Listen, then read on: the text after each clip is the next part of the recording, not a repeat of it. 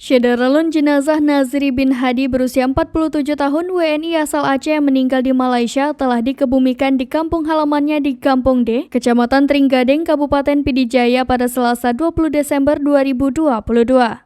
Berdasarkan keterangan Muhammad Daud, staf ahli anggota DPD RI asal Aceh Haji Sudirman atau Haji Uma, jenazah tiba di Bandara Kuala Namu, Sumatera Utara pada Senin 19 Desember sore sekitar pukul 16.30 waktu Indonesia Barat dan langsung diberangkatkan ke Pidijaya dengan menggunakan ambulans.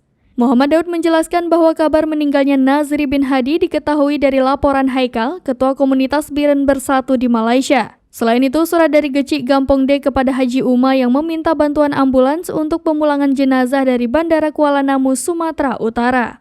Menindaklanjuti surat Gecik Gampong D, Haji Uma meminta bantuan dari Badan Perlindungan Pekerja Imigran Indonesia atau BP2MI Aceh untuk bantuan ambulans. Sementara bantuan biaya pemulangan dari kumpulan sumbangan warga Aceh di Seri Kembangan, Malaysia dan keluarga almarhum. Sementara proses pemulangan jenazah difasilitasi oleh komunitas Biren Bersatu. Haji Uma pada kesempatan terpisah menyampaikan terima kasih kepada semua pihak yang telah membantu proses pemulangan jenazah almarhum ke Aceh.